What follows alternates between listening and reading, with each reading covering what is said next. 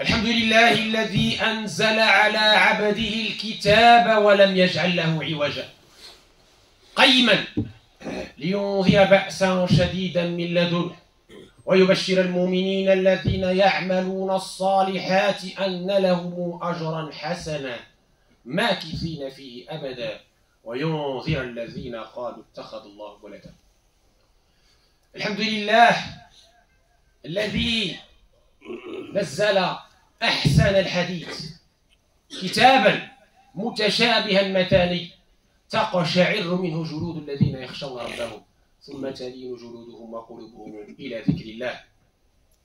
الحمد لله الذي أنزل على عبده خاتم أنبيائه ورسله قرآنا عربيا غير ذي عوج لا يأتيه الباطل من بين يديه ولا من خلفه تنزيل من حكيم حميد. والصلاة والسلام الأتمان الأكملان على الحبيب الشفيع خاتم الأنبياء المرسلين صاحب الخلق العظيم الرحمة المهداة للعالمين وعلى آله الطيبين الطاهرين وصحابته الأكرمين أجمعين. أما بعد أيها المؤمنون، يقول عز من قائل بعد أعوذ بالله من الشيطان الرجيم: قل لئن اجتمعت الإنس والجن على أن ياتوا بمثل هذا القرآن لا ياتون بمثله ولو كان بعضهم لبعض ظهيرا. ويقول الزمخشري: وقال الذين كفروا إن هذا إلا إفك افتراه وأعانه عليه قوم آخرون فقد جاءوا ظلما وزورا وقالوا أساطير الأولين اكتتبها فهي تملى عليه بكرة وأصيلا. قل أنزله الذي يعلم السر في السماوات والأرض إنه كان غفورا رحيما. Mes chers frères, mes chères sœurs, comme d'habitude, nous nous abreuvons à travers ces prêches du vendredi des instructions lumineuses de notre modèle Sayyidina Muhammad sallallahu alayhi wa sallam, la beauté parfaite, protégée par la majesté, qui est notre modèle, qui est celui qui a été de caractère sublime et qui est la miséricorde envoyée aux univers. Al-Qur'an al-Azim, le livre d'Allah. En guise d'introduction, mes chers frères, mes chères sœurs, sachez que Allah tabaraka wa ta'ala a protégé son livre. Inna nahnu nazzalna dhikra wa inna lahu lahafidh. Il a promis, il s'est engagé de protéger son livre. Le livre d'Allah, le Coran, il est le seul, je dis bien le seul, qui a résisté pendant plus de 1400 ans à toute manipulation, à toute falsification, par le témoignage des savants non musulmans, qui, à travers des études poussées, profondes, ont pu mettre à jour des manuscrits, les manuscrits de Sanaa, et tout récemment à Londres, avec les manuscrits de Surat al-Kahf, analysés au carbone 14, qui a pu confirmer scientifiquement que ces manuscrits datent bien de l'époque prophétique. Et quand on les confronte avec la Vulgate ottomanienne qu'on a aujourd'hui, le Mus'haf ottomani, c'est exactement la même chose, mot à mot. Sur al-Kahf, on avait retrouvé les fragments, la même chose que nous avons appris. C'est les mêmes mots que nos chouyours nous ont transmis jusqu'au prophète alayhi salatu wassalam. Walhamdulillahi ala dhalik. Le Coran al-Karim, ikhwat al-iman, kalamullah wa laysa bi makhluq.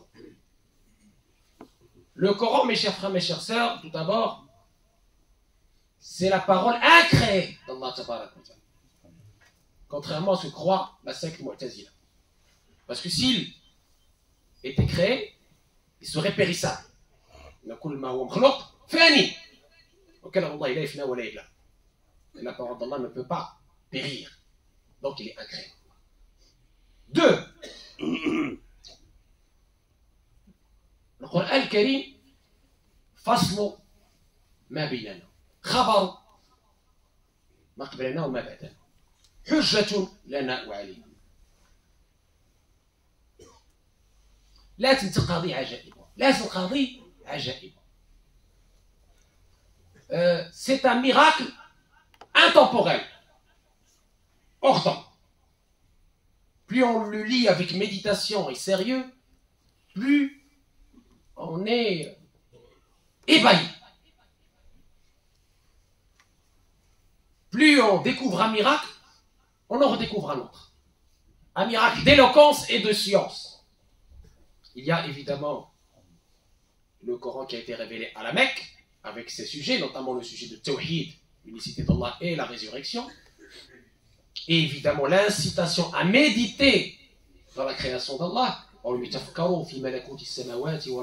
وما خلق الله من شيء وأن عسى أن يكون قد اقترب أجلهم قل سيروا في الأرض فانظروا كيف بدأ الخلق. Cette incitation à la science du cosmos, la science des univers, qu'on retrouve inscrite dans le Coran. C'est tendre d'aller chercher les indices, les indications, les signes d'Allah tabaraka wa ta'ala, de sa puissance, de son unicité, de sa grandeur, de sa transcendance, à travers ce qu'il a créé. Verset B. فلا ينظرون إلى الإبل كيف خلقت السماء كيف رفعت الجبال كيف نصبت الأرض كيف سطحت. Et les autres versets traitent évidemment de ces sujets importants, essentiels, qui sont le soubassement de la foi musulmane, les 6 piliers de la foi, pour que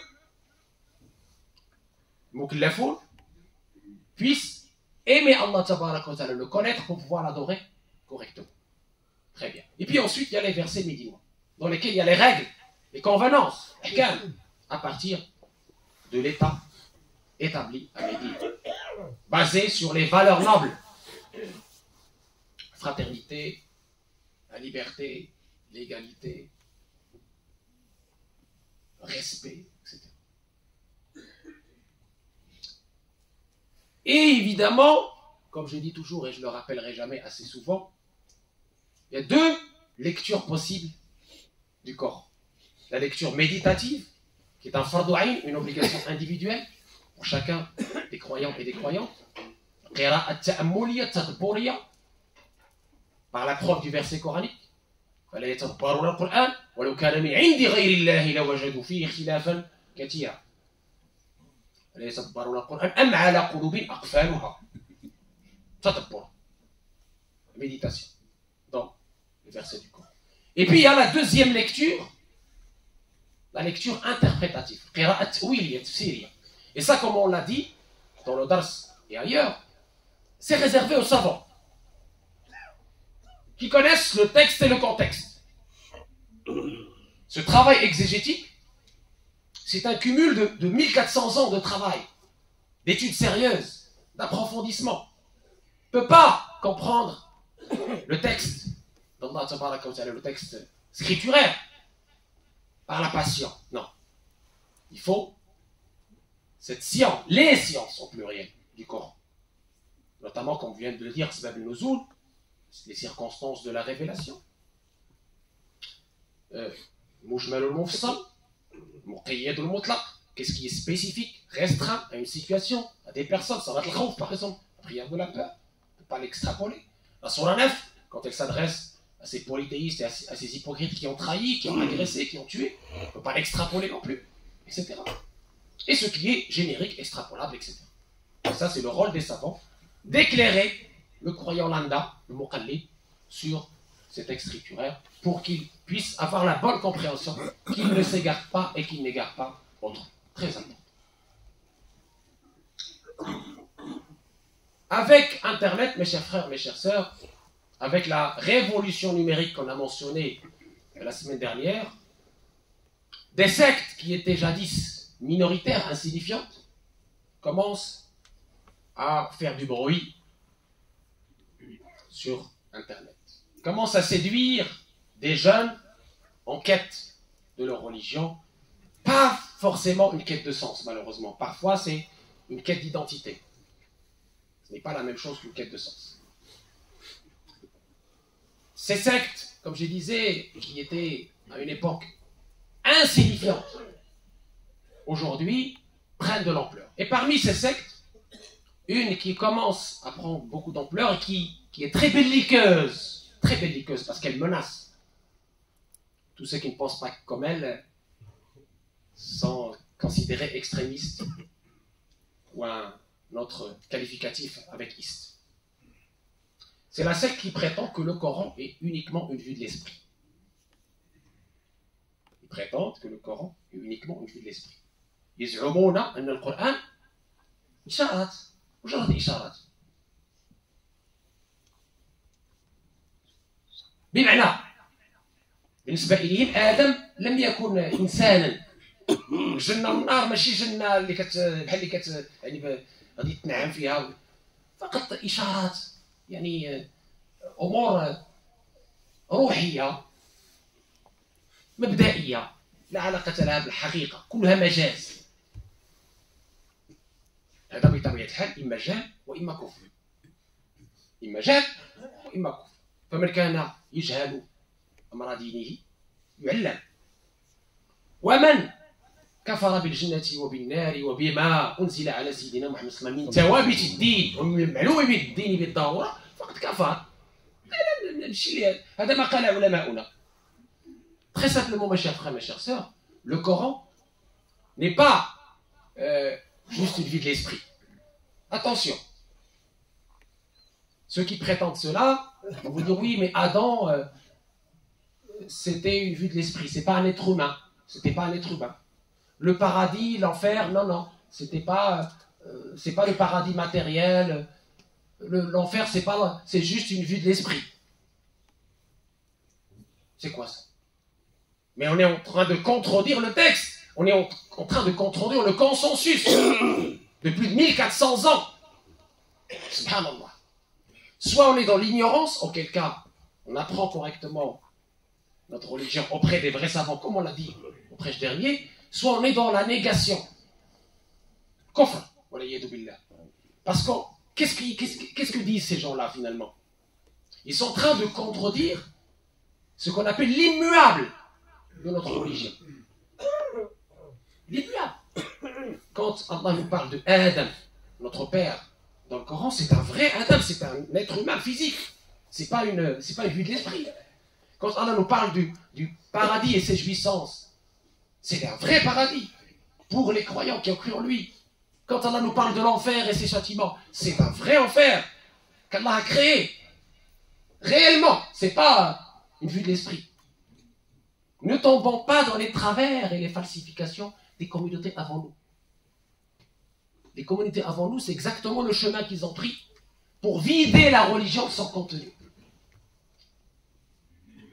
Vous voyez le danger? C'est vider dans 2-3 générations avec ce genre d'idées. Il n'y aura plus de... Les mosquées seront vides. Si on continue comme ça, nos mosquées seront vides. Ces idées se propageant, tu vas dire, mais alors pourquoi je prie s'il n'y a pas de paradis, s'il n'y a pas d'enfer, si Adam n'a pas existé? Ça veut dire que le Coran est juste un texte philosophique ou un texte de légende, un film de science-fiction. Non, hasha wa kalla, pas du tout. Attention à ce genre d'idées, protégez-vous et protégez vos enfants, surtout les enfants qui ont TikTok. Contrôlez vos enfants. Ne laissez pas vos enfants s'aventurer dans ces océans de l'embrouille, de l'équivoque, de l'égarement et de ces gourous qui, au nom d'une révolution scientifique, vont essayer de fabriquer une nouvelle religion.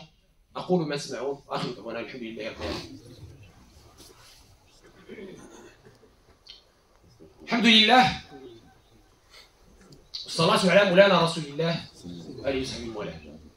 En parlant de la révolution scientifique, justement, mes chers frères, mes chers, je ne suis pas concordiste. Et on ne peut pas essayer de coller absolument tout ce que les scientifiques trouvent au Coran. Ce serait une injustice vis-à-vis du livre d'Allah, une incompréhension vis-à-vis du livre d'Allah. On n'est pas concordiste. Mais il y a des éléments, parce que dans la science, il y a des choses qui peuvent bouger, qui peuvent changer. Aujourd'hui, dans les théories, par exemple, la théorie de Darwin, elle vient d'être contredite par les créationnistes et par les nouvelles découvertes archéologiques qui ont pu identifier que ce prétendu premier être humain, finalement, non. C'était une espèce de chimpanzé, finalement. Ça n'a rien à voir avec l'espèce humaine. Et donc, hop, rebelote, la science redémarre sur des nouvelles bases, sur des nouvelles hypothèses. Donc, vous voyez que ça change. Des théories qui étaient gravées sur le marbre dans les années 70 disparaissent et laissent place à d'autres théories. Quand vous suivez la science, vous êtes un scientifique, c'est pour ça que Allah a privilégié les savants, parce qu'ils suivent la vérité. Ils essayent de chercher la vérité, où qu'elle soit. Et donc plusieurs théories tombent à l'eau. On ne va pas à chaque fois qu'il y a une nouvelle théorie, on essaie de coller. Ah maintenant le Coran a déjà dit ça. Non, arrête mon frère, arrête ma soeur. Par contre, il y a des certitudes scientifiques qui sont aujourd'hui des évidences. Par exemple, le bénéfice du lait maternel. C'est une évidence qui a été confirmée par la science.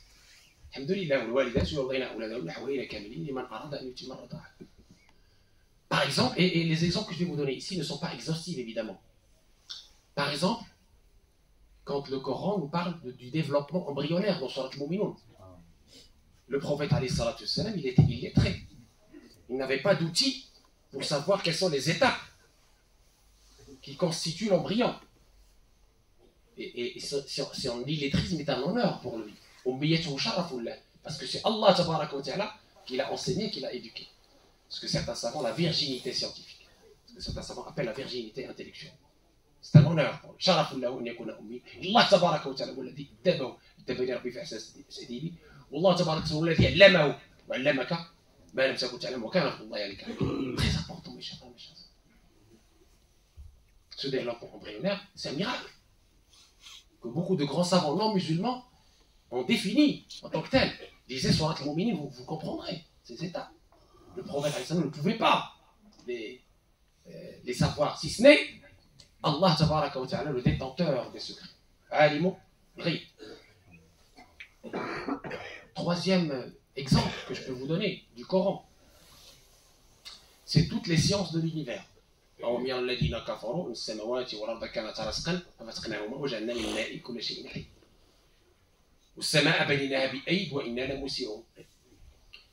la première sourate Al-Anbiya, on parle de ratq, cette masse compacte. Dans un autre verset, on parle de dukhan, la fumée. Et aujourd'hui, les grands savants ont découvert justement ces éléments-là. La masse compacte qui s'est explosée, la fumée, la nuée, ce qu'on appelle la nuée. C'est incroyable. On n'est pas concordiste, mais il y a des éléments qui ont été exprimés par le Coran il y a plus de 1400 ans pour décrire la constitution de l'univers, qui ne pouvait pas venir comme ça, par le hasard, par la tête du prophète. C'est carrément une révélation d'Allah. C'est ce qui prouve que c'est une révélation. L'extension de l'univers. On cesse d'étendre. Je vous invite à lire sur l'extension de l'univers les revues scientifiques les plus sérieuses. Incroyable. Comment le Coran l'a dit, l'a exprimé il y a plus de 1400 ans. Au moins posez-vous la question. Au moins que les savants se posent la question. En restant humbles, se disant, si nos savants musulmans de l'époque moderne étaient partis de ces réalités-là, que le Coran, parce que pour nous, croyants, c'est une réalité, parce que le Coran l'a dit. Si on était parti de ces réalités, on aurait pu avoir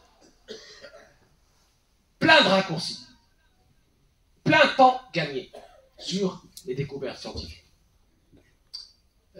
حتى إذا أخذت الأرض زخرفها وزينت وظن أهلها أنهم قادرون عليها أتاها أمرنا ليلا أو نهارا. أتاها أمرنا ليلا أو نهارا. من أنبأ رسول الله صلى الله عليه وسلم أنه في جزء من الكرة الأرضية يكون النهار وفي جزء من الكرة الأرضية يكون الليل؟ من أنبأ رسول الله صلى الله عليه وسلم؟ من أنبأك بهذا؟ قال أنبأني العليم الخبير سبحانه. ما كان لرسول الله صلى الله عليه وسلم أن يعلم في ذلك الزمان أن جزء من الكرة الأرضية يكون فيه الليل، لولا أن الله تبارك وتعالى هنا في هذه الآية يصف لنا أن أمره يأتي ويكون الليل أو النهار، فأتاها أمرنا ليلا أو نهارا فجعلناها حصيدا كأن لم تغن بالأمس سبحانه وتعالى. Donc qui a pu apprendre au prophète alayhi salam, le verset que vous voulez l'entendre, qu'est-ce qu'il nous dit déjà? Il nous dit par rapport à la fin du monde, notre ordre lui vient à la terre, de jour ou de nuit. Qui a appris au prophète alayhi salam que dans une partie de la terre il y aura la nuit et dans une partie de la terre il y aura le jour? Il habitait à la Mecque, le prophète alayhi salam. Vous ne pouvez pas savoir que de l'autre côté il y avait la nuit. Vous ne pouvez pas. Or ici ce verset nous éclaire, nous dit à ce moment-là, parce que c'est un seul temps pour tout le monde, cet ordre divin, cette fin des temps. Laylan aw nahar, il y aura la nuit pour certains, le jour pour d'autres. Comment le prophète peut savoir ça si le Coran n'est pas la parole d'Allah, la révélation d'Allah? Donc, voyons quand même les choses avec un angle de la foi. Soyons fiers de notre foi. La foi et la science ne se contredisent pas. Simplement, chaque chose a sa place. La science se base sur des expériences, sur des déductions, sur des règles. Et la foi, c'est une science gustative. C'est une lumière qu'Allah dépose dans le cœur de ceux et de celles qu'il aime. Ne mélangeons pas les choses. Et faisons, nous, croyants, croyantes, de la science un tremplin, une aide pour, alhamdoulilah, que notre belle religion soit, inch'Allah, plus connue, sous un meilleur jour. Autre que l'idée d'une Oumma qui n'a pas de civilisation, ou d'une Oumma qui est là juste en train de chipoter sur les questions juridiques. Essayons de nous élever, mes chers frères, mes chères sœurs. D'élever le débat. Ne gâchons pas notre temps utile et précieux dans les chicaneries, dans les nizaat, dans les disputations, dans la haine. Oui, toi tu es ceci, l'autre il est bid'a, l'autre il est ceci. Essayons de voir comment notre Oumma peut contribuer efficacement, positivement, utilement à la civilisation humaine, et pour qu'elle donne à la civilisation humaine une posture humaine, humaniste, et non pas une posture qu'on voit aujourd'hui matérialiste, de l'intérêt personnel et éphémère. Taha ma anzalna alayka al-Qur'an litashqa illa zikran liman yakhsha. Et je termine avec le verset coranique. Taha, on t'a pas révélé ce Coran, le Coran, pour que tu sois triste. Le but sublime de la révélation, c'est ton bonheur. C'est toi, l'humain. C'est ton développement intérieur. C'est ta sanctification. C'est ton bonheur dans ce monde et dans l'autre. Allah, il veut de toi cela. يريد الله ليبين لكم ويهديكم سنن الذين من قبلكم ويتوب عليكم والله يريد أن يتوب عليكم ويريد الذين يتبعون الشهوات أن تميلوا من العظيم يريد الله أن يخفف عنكم وخلق الإنسان ضعيفا. Allah vous veut du bien, mes chers frères, mes chers sœurs. Allah nous veut le bonheur, pas le bonheur artificiel qu'on voit dans les films ou les séries. Non, il nous veut un bonheur éternel, un apaisement de nos cœurs, une guérison. Et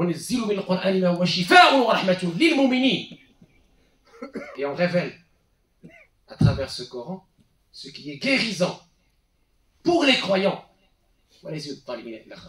نفعنا الله وإياكم بالقرآن الكريم وبحديث سيد الأولين والآخرين وجعلنا وإياكم ممن يستمعون القول فيتبعون أحسنه. جعل الله تبارك وتعالى كتابه حجة لنا لا حجة علينا.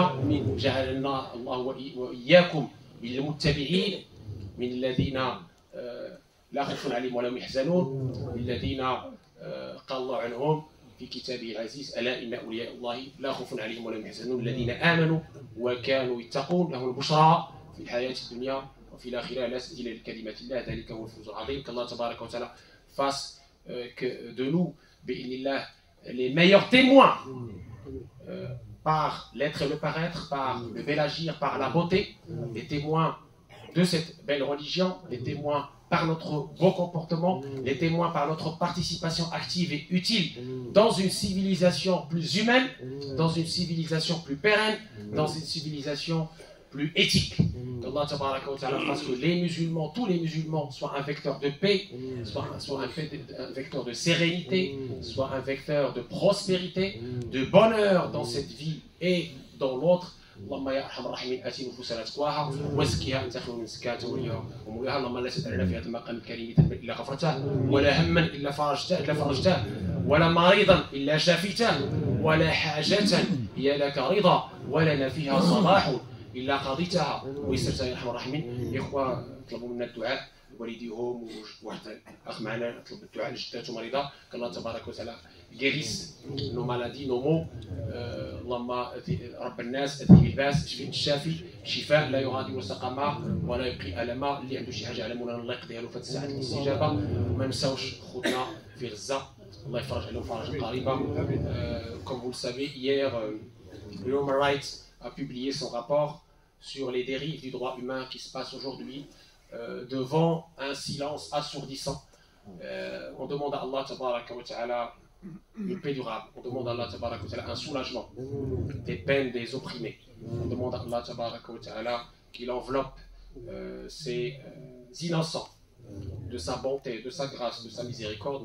هذا وكثير من الصلاة والتسليم على مكثرة الصلاة والسلام عليه تحط الأوزار وتنال منازل الأبرار وترفع الدرجات وتكفر السيئات وتستجاب الدعوات. إن الله وملائكته يصلون على النبي يا أيها الذين آمنوا صلوا عليه وسلموا تسليما. اللهم صل على سيدنا محمد وعلى آل سيدنا محمد كما صليت على سيدنا إبراهيم وعلى آل سيدنا إبراهيم، وبارك على سيدنا محمد وعلى آل سيدنا محمد كما باركت على سيدنا إبراهيم وعلى آل سيدنا إبراهيم في العالمين إنك حميد مجيد. وقوموا إلى صلاتكم رحمكم الله.